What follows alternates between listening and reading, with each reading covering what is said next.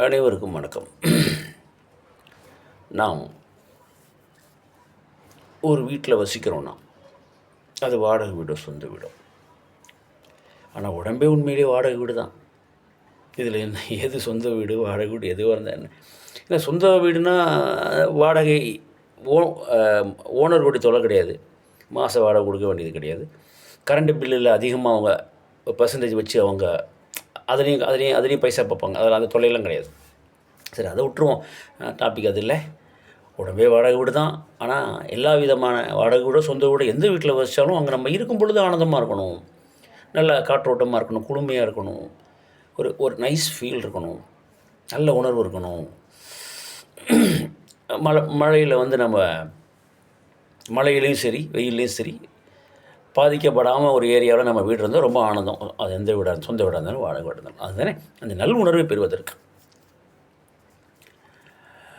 அதே போல் தான் அதுக்கு தான் அந்த வீடை அது வாடகை வீடாக இருந்தாலும் சொந்த வீடாக இருந்தாலும் பார்த்து கட்டுறோம்.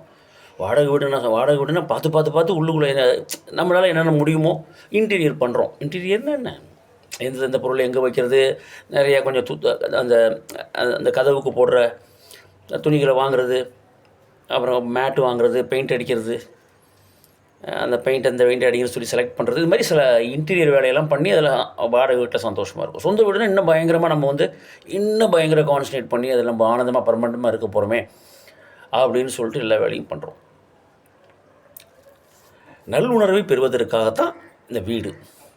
இந்த உடம்பும் அதை விரும்புது. இல்லாட்டி கஷ்டம். வேக்கிறப்ப ஃபேன் வேணும், ஏசி வேணும், பசிக்கிறப்ப சாப்பாடு வேணும். வெயிலும் நம்மளை அதிகமாக தாக்கக்கூடாது, மழையும் நம்மளை தாக்கக்கூடாது, குளிரும் நம்மளை தாக்கக்கூடாது அப்படிங்கிறது தான் உடம்பும் விரும்புது. இந்த உடம்புக்குள்ள உள்ள உயிரும் அதை விரும்புது, ரசிக்குது. ஓகே.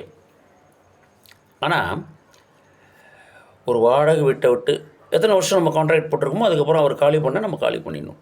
நம்ம ஒன்றும் பேச முடியாது, சட்டத்தில் இடமில்லை. ஒரு வீட்டோட சொந்தக்காரங்க நீங்கள் காலி பண்ணிங்கன்னு சொல்லிட்டு நம்ம காலி பண்ணி தான் ஆகணும். அது சில பேர் காலி பண்ணாமல் தகராறு பண்ணுறாங்க, அது பண்ணுறாங்க, இது பண்ணுறாங்க. சுப்ரீம் கோர்ட் இப்போ சொல்லிடுச்சு, இல்லை எத்தனை வருஷம் 50 வருஷம் இருந்தால் கூட அந்த வீட்டை நீ ஓனர்கிட்ட ஒப்படைக்கணும்னு சொல்லிட்டாங்க. இப்படி தான் உண்மை. இதுக்கு முன்னாடிலாம் வேறு மாதிரிலாம் எல்லாம் பண்ணிகிட்டு இருந்தாங்க. அராஜகம் அட்டுழியம் என்றைக்கும் பண்ணக்கூடாது, காலி பண்ணி தான் ஆகணும். நல்ல உணர்வை கொடுத்து அந்த வீட்டில் நம்ம என்ன தான் ஆனந்தமாக இருந்தாலும் ஓனர் சொன்னால் காலி பண்ணி தான் ஆகணும். அது வாடகை வீட்டில். அதே மாதிரி சொந்த வீடாக இருந்தாலும் பேருக்கு தான் சொந்த வீடு. இந்த உடம்புல உள்ள உயிர் நம்மை கைவிட்டு விட்டால் நம்ம சொந்த வீட்டில் இருந்தும் நம்மளை எல்லோரும் காலி பண்ணி போட்டுருவாங்க. நம்ம உறவுகள், பிள்ளைகள்.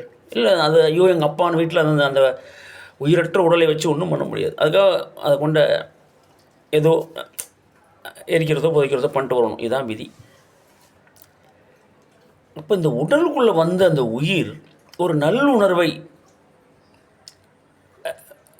உணர செய்து, நம்மளை ஆனந்தப்பட செய்து, நல்ல எண்ணங்களை ஆனந்தப்பட செய்து நம்மளை அப்படியே வாழ வைக்குது. அது ஏன் ஒரு நிலையில் அதை முடித்து விடுகிறது? ஏன் முடிக்கணும்? எதுக்கு முடிக்கணும்? இதுலேருந்து நமக்கு என்ன தெரியுதுன்னா, என்ன தான் நம்ம வச்சுருந்தாலும், என்ன தான் நம்ம பிரயாசப்பட்டு இந்த உலகத்தில் செஞ்சாலும், ஓனர் கூப்பிட்டா ஓனர் நீ காலி பண்ணினா போய் தாகணும். ஆனால் ஏன் ஓனர் இடம் கொடுத்தாரு?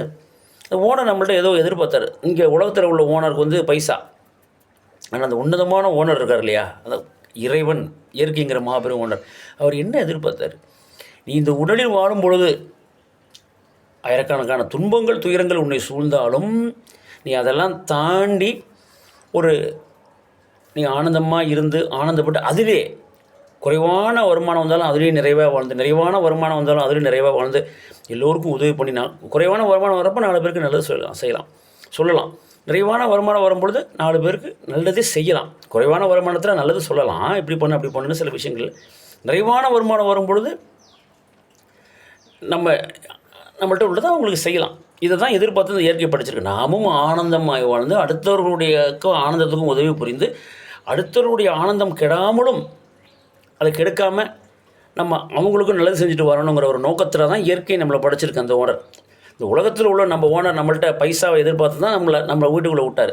ஆனால் அந்த ஓனர், எல்லாம் உள்ள பரம்பொருளுங்கிற அந்த ஓனர் நம்மளை ஏன் அந்த வீட்டுக்குள்ளே விட்டார்னா, நீனும் ஆனந்தப்பட்டு அடுத்தவர்களுக்கும் ஆனந்தத்தை வழங்கு, நீனும் சந்தோஷமாக இருந்து அடுத்தவங்களையும் சந்தோஷமாக வச்சுக்கோ, நீயும் வாழ்ந்து உன்னிடம் உள்ள பொருளை வச்சு அடுத்தவங்களையும் வாழவை, வாழ்வித்து வாழவை அப்படிங்கிற ஒரு நோக்கத்துக்காக தான் நம்மளை வந்து இந்த வாடகை வீட்டுக்குள்ளே அந்த மாபெரும் இயற்கை இந்த உயிருங்கிற அந்த ஆத்மாவை படைச்சி அனுப்பியிருக்கு. அதை புரிஞ்சு எல்லோரும் அமைதியாக எல்லோருக்கும் உதவுவோம். தலைக்கணம் வேண்டாம், தற்பெருமை வேண்டாம், அராஜகம் அட்டூழியம் வேண்டாம். அனைவரும் அடுத்த வீடியோவில் சந்திப்போம்.